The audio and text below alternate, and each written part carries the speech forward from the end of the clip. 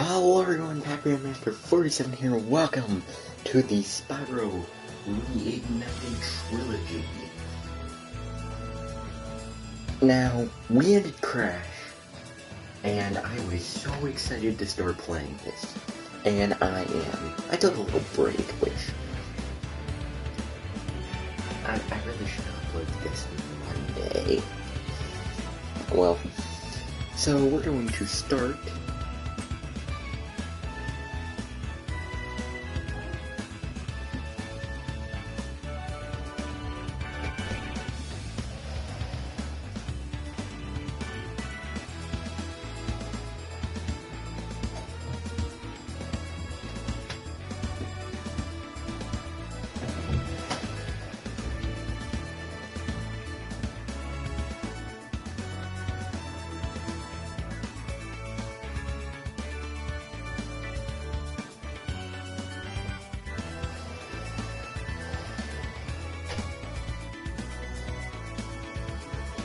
Hold on guys, I need to do something real quick. However, I will leave this screen up, just let the music play. Just see if anyone joins the stream, probably not, but oh well.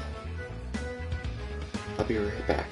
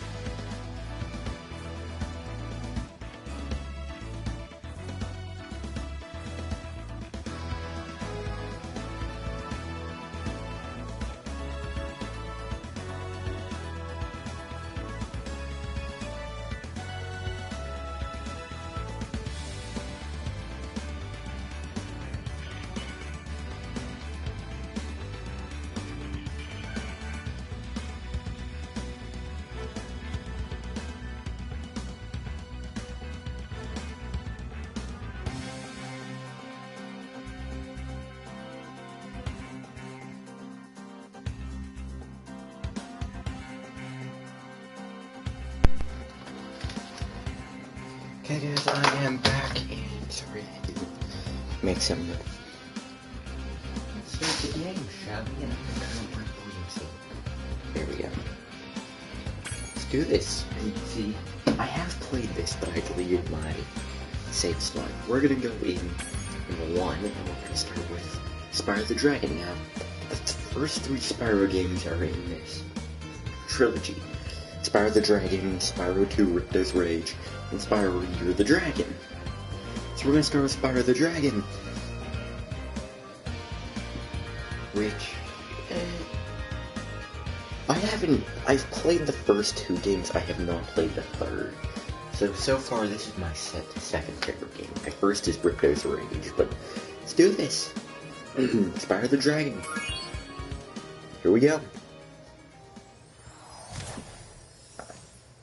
In the world of dragons.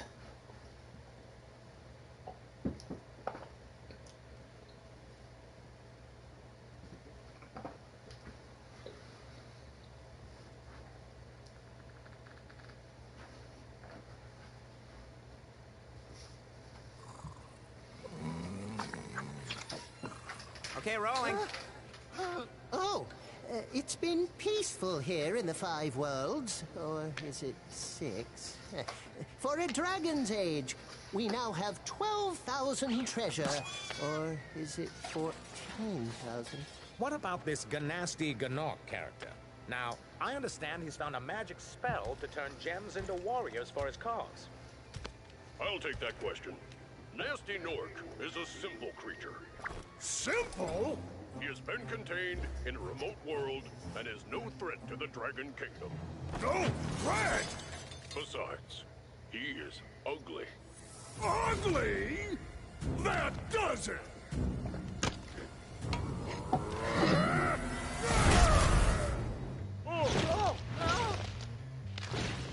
Huh?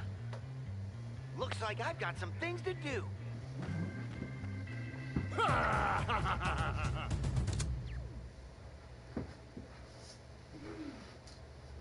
There we go, that's the whole game.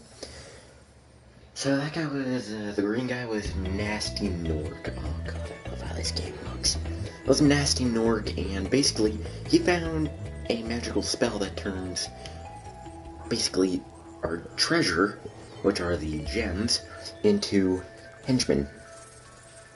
And he also found a spell that can turn dragons into crystal dragons.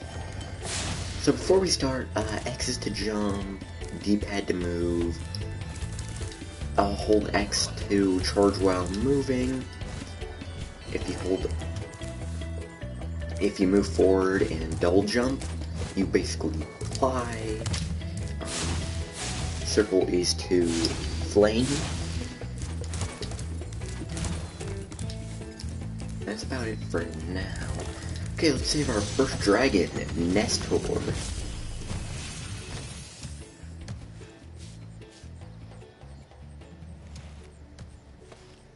Thank you for releasing me, Spyro.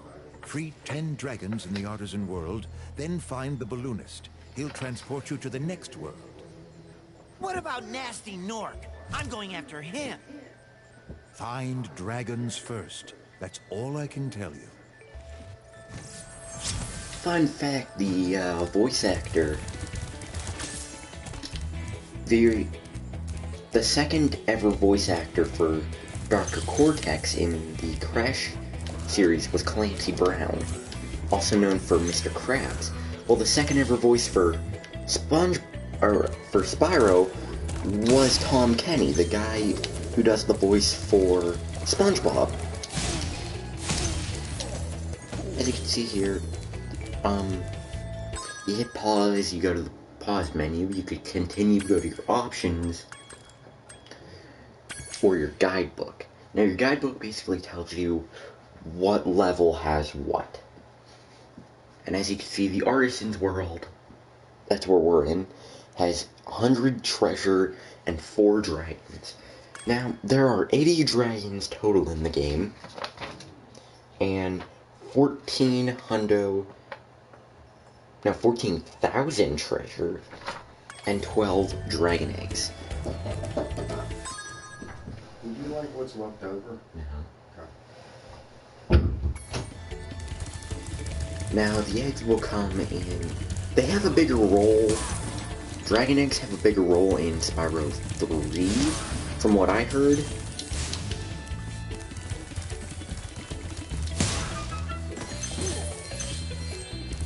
Now, I have seen a little bit of Spyro 3, so... Ah yes, right here. Remember this place. This waterfall. Well, let's save Delbin. Reminds me of Dublin, like Ireland. Where's Nasty Nork? I'll torch you! Keep your horns on, Spyro. You have much to learn first. Do you know what the dragonfly following you is doing? His name is Sparks, and he's helping and protecting you. Keep an eye on him, and see what I mean. I did forget to mention Sparks. Now, Sparks is this little dragonfly next to me. He's basically my health bar. Because Spyro can only take one hit, and then he's dead. He's kind of like Aku Aku from Crash. Basically, he starts off yellow, like he's now, and if he gets hit, he'll turn blue, I believe. And then if he gets hit again, he will turn green, and he gets hit one more time, he disappears, and then you get hit, you die. Except Sparks starts off, or you start off with a full health bar. Unlike Crash, where you had to find health. So here's Thomas, or Thomas. I'm sorry. Hey, Spyro! Press the jump button twice to glide. And don't be afraid. Afraid? Of what? Falling from high mountain peaks? Plummeting into prehistoric glaciers? Oh, that. He's like, oh yeah, that. I just imagine he just breaks down crying on the ground. Realize these guys that run, basically any enemy that runs in this game is super annoying. Because I'm not so good. I'm actually horrible at this game, but yeah. This series will be different from Crash in the way that we will not be fighting a boss every round. In Crash, there were a few levels and then a boss. Short levels. Well, these levels are a little longer. Meaning I'm only going to take on 2 per video. And these homeworlds basically have portals to all the dragon lands. So, obviously I'm taking on the artisans, and then we're going to take on another level, and we're going to keep doing that till I beat the first game. Wait, where are the rest of that? Oh yeah, right, over here is basically where the boss of World 1 is going to be.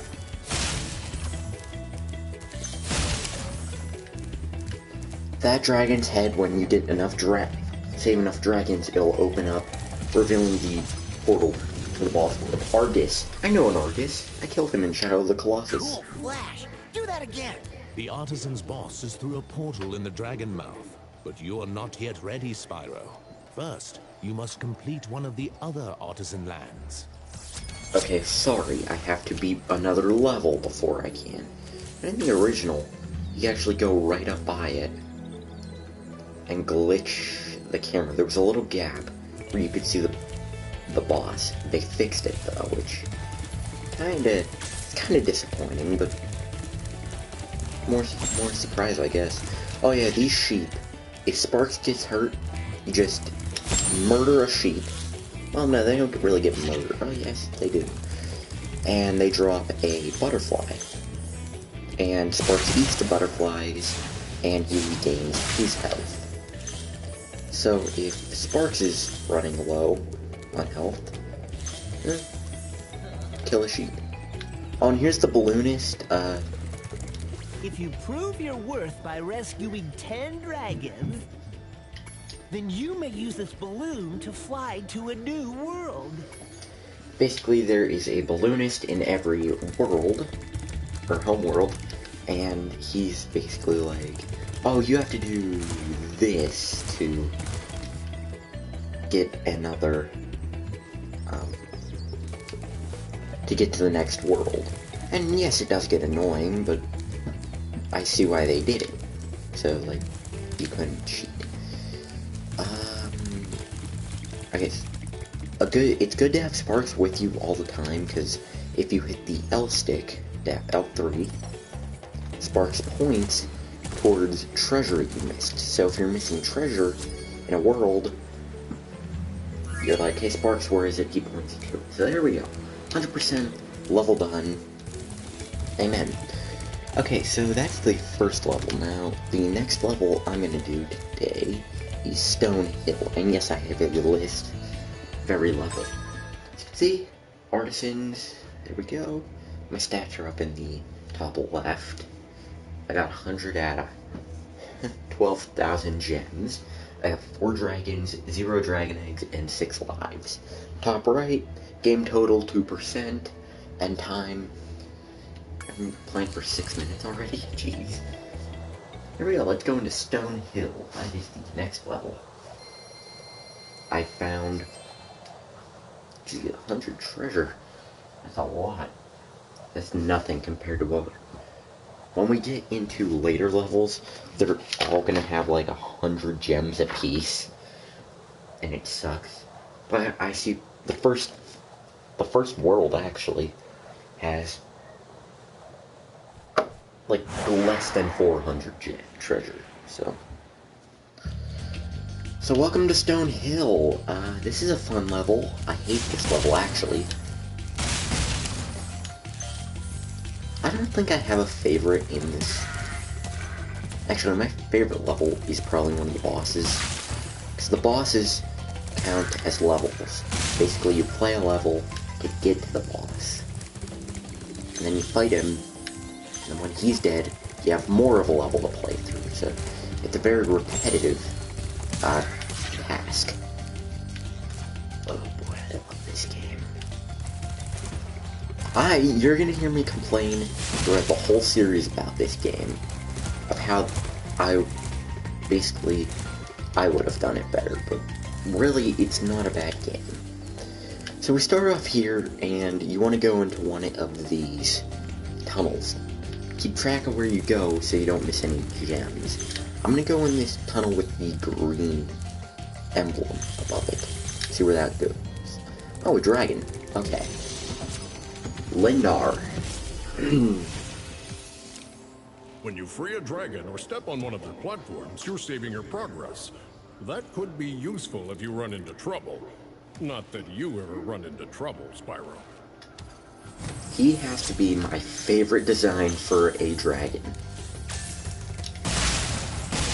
Also, I never really understood Spyro's like the only kid, and there aren't any girl dragons, so how does that work? Oh yeah, there are 2 types of boxes. I guess I should have mentioned that before.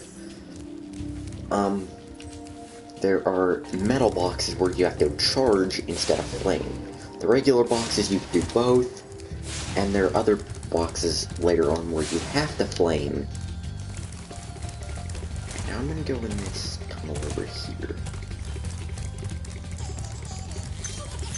Oh, you hear that?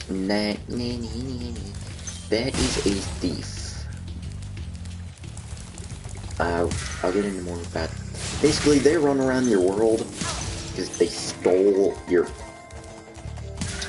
They stole the dragon eggs, and the dragon eggs are special, but again, that's not really expanded upon until Spyro 3.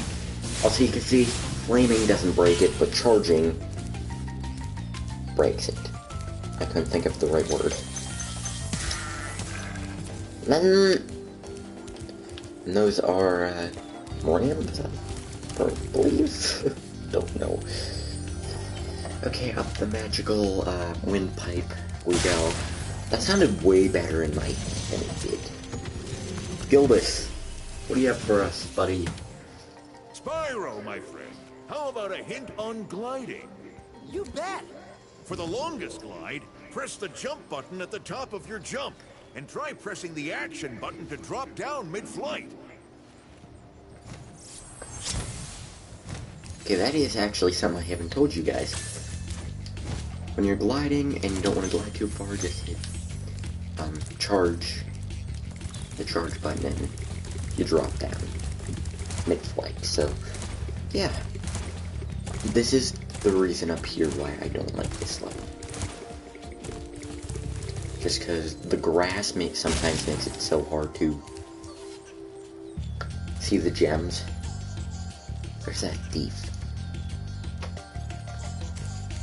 And he'll go, nee, nee, nee, nee. Until you kill him. They'll run from you. He's like, I'm sorry, I'm sorry, I'm sorry. And really, you could flame or charge him. It's easier to flame.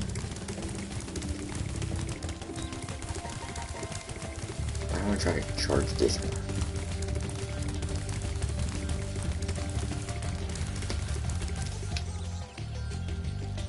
Oh. Bro, yeah, and if you go ahead of them, they'll head backwards. Oh, shoot. I actually missed him. Oh, there we go. That's charging a thief fort. And look at this big open place. Let's go past. Oh, no, invisible barrier. They tie that in so well. Like, I'm not saying it's because of the remastering. It's just the way Insomnia Games made it originally. And then Activision got a hold of Spyro, and then that's when some of the worst Spyro games have been made. Also, Activision got a hold of Crash, and although after the original, after the 4 that Naughty Dog made, it just does go downhill. Except for Crash Twinsanity. And Mind Over Mutant, that was a good one. Or was it Crash the Titans? I forget which one was the good one. Okay, so we're going to go... Actually, I'm going to show you what's down this pipe right here. As you can see, it's another metal box. Let's charge it. What, it didn't break? This is a locked box. You can't flame it. You need a key to open it. Who's this? Gavin. I know Gavin. He's pretty good. He's a good guy. Oh, he's a Where's the dragonfly, Spyro? His color indicates his power. When he eats butterflies, he stays strong. Like me. Sure. Also, I think that's the only dragon with a cool mustache. So, if any of the dragons are named after you, comment down below. Because, in Spyro 3, they actually used, like, names of people who worked on the game as... Oh yeah, if you hit a triangle, you could look around. That's about it, though. Asteroid. After you've freed all the dragons, pass through this fancy vortex thingamajigger. It'll take you back to the artisan home. But first, let me tell you a story. No thanks. See ya! The original voice actor for that dragon was a lot better, because it sounded more old. More like an old man. It was like, oh, right there. Like, I don't know. Okay, more locked, or metal crates. I'm gonna call them boxes for a while, even though they're chests. I'm gonna call them boxes. Probably because I played Crash first. No, I played Crash first for a reason. One, when I first started Crash, I wasn't I didn't own a copy of the Spyro Trilogy, and that's... Okay, that's not good. Good thing I have sparks. And I actually don't think that was in the original. I don't think it was. It might have been, but I don't think. But yeah, I'm gonna be doing that a lot through the series. If you're upset that I am, too bad. I think I explained everything pretty well.